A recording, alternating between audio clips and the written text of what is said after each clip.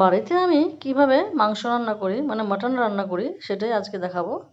তো মাংসটাকে ধুয়ে ভালো করে পিস পিস করে কেটে নিয়ে চলে এসেছি। আর এদিকে এক আলু কেটে নিয়েছি বেশ কিছুটা, মাংস যেরকম করে দেয় সেভাবেই। আর মাংসের যে তেল সেটাকে আমি আলাদা করেই রেখেছি, যেহেতু এটা আগে থেকে দিলেই গলে একদম তেল হয়ে যাবে, তাই আমি এটা পরে দেবো বলেই রেখে দিয়েছি। কড়াইতে সর্ষের তেল দিলাম, দিয়ে গরম করে ভাজা আলু বসিয়ে দিলাম, মানে আলু ভাজতে বসিয়ে দিলাম। আলুটাকে ভাজতে ভাজতে নুন হলুদ দিয়ে একটু নাড়াচাড়া করে নিলাম। তারপর ওইদিকে আমি করব মশলা। তো মশলা এখানে কাঁচা জিরা, কাঁচা ধনে ও শুকনো লঙ্কা বাটা আছে সম পরিমাণে, আর আদা রসুন ছুলে নিয়েছি, সেটাকে বেটে নেব। পেঁয়াজ কুচি করে নিয়েছি বেশ কিছুটা, ও টমেটো কুচি করে নিয়েছি। আলুগুলো বেশ ব্রাউন করে ভাজতে হবে।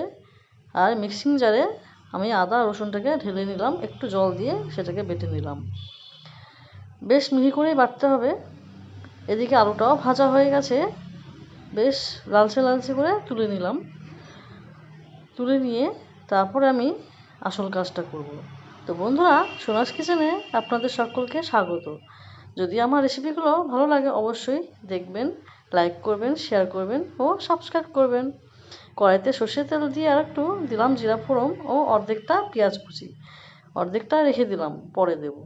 তো পেঁয়াজগুলোকে ভাজতে ভাজতে এদিকে আমি মাংসটাকে মেখে নেব। আদা রসুন পেস্ট অর্ধেকটা ঢেলে দিলাম, দিলাম হলুদ পরিমাণ মতো লবণ দিলাম। আর এদিকে কাঁচা জিরা, কাঁচা ধনে, শুকনো লঙ্কা বাটাটাও পরিমাণ মতো দিলাম। দিয়ে তারপরে আমি ওটাকে ভালো করে সর্ষের তেল দিয়ে মাখবো। বেশ ভালো করে মাখতে হবে কিন্তু বন্ধুরা, মানে মাখতে মাখতে অর্ধেকটা রান্না বেশ ওইখানেই হয়ে যাবে, এত সুন্দর করে মাখতে হবে। তো ভালো করে চটকে চটকে আমি মাংসটাকে মেখে নিলাম। মেখে তারপরে আমি ওটাকে, ওইদিকে পেঁয়াজ ভাজাটাও বসানো আছে কম আঁচ করে, সেটাকে লাল লাল করে ভেজে নিলাম। ভেজে নিয়ে এবারে একটা টমেটো কুচি ছিল সেটাকেও দিয়ে ভালো করে সাঁতলে নিলাম। সাঁতলে নিয়ে দেব সেই অর্ধেক রসুন বাটা, মানে আদা রসুন বাটা। বেশ ভালো করে ভেজে নিতে হবে ওটাকে। দিলাম আরেকটু সেই লঙ্কা, মানে যা কাঁচা জিরা, কাঁচা ধনে ও শুকনো লঙ্কা বাটাটা। বেশ ঝাল ঝাল ঝাল করেই মাংসটা হবে, আর মাংস ঝাল ঝাল না হলে ভালোও লাগে না। আর ওই যে পেঁয়াজ কুচিটা ছিল অর্ধেক, সেটাকেও দিয়ে দিলাম এই ভাজা মশলার মধ্যে। বেশ ভালো করে ভেজে নিলাম। ভেজে নিয়ে তারপর দেবো সেই মাখা মাংসটা ঢেলে দিয়ে ভালো করে একটু কষিয়ে নেব হাই হিটে। অবশ্যই হাই হিটে প্রথমে কষতে হবে। বেশ 5 মিনিটের মতো আমি কষে নেব। কষে নিয়ে তারপরে দেব ঢাকা, গ্যাসটাকে কমিয়ে দিয়ে। তো আপনারা প্লিজ দেখতে থাকুন আমি কিভাবে করছি। এইভাবে যদি মাংস রান্না করা হয় বাড়িতে বন্ধুরা, খেতে কিন্তু অসাধারণ টেস্ট হয়। তো আপনারা সকলেই অবশ্যই জানেন মাংসটা কেমন করে রাঁধতে হয়। তো আমি ঢাকা দিয়ে গ্যাসটাকে কমিয়ে দিলাম।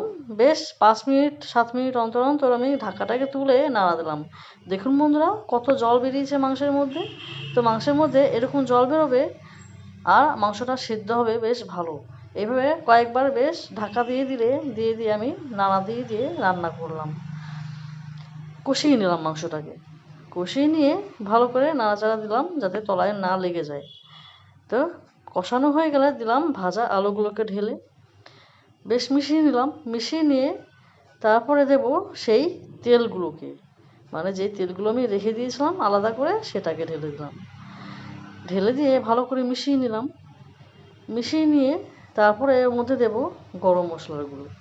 তো আপনারা প্লিজ দেখতে থাকুন আমি কিভাবে করছি। গরম মশলার গুঁড়ো পরিমাণ মতো দিয়ে দিলাম। দিয়ে তারপরে আমি ওটাকে ভালো করে মিশিয়ে নিলাম। ভাবছেন তো আমি এইভাবে রান্না করছি কেন? এইভাবে তো মাংস রান্না করে না। অবশ্যই এভাবে রান্না করে খেয়ে দেখবেন, ভালোই লাগে খেতে। তো বেশ 2 কাপের মতো, 2 থেকে 2.5 কাপের মতো আমি জল দিয়ে দিলাম। জলটা বেশি না দিলেও চলবে। তো সেটাকে ভালো করে মিশিয়ে নিলাম মাংসর সঙ্গে। মিশিয়ে নিয়ে তারপরে এদিকে আমি একটা প্রেসার কুকার রেডি করে রেখেছি। তো তার মধ্যে সেটাকে আমি ঢেলে দিলাম। জল কিন্তু বেশি পরিমাণে দেবেন না, জল যতটুকু দেবেন ততটুকুই কিন্তু থেকে যাবে প্রেসারে দিলে। তো যতটুকু ঝোল খাবেন আপনারা ততটুকুই কিন্তু জল দেবেন।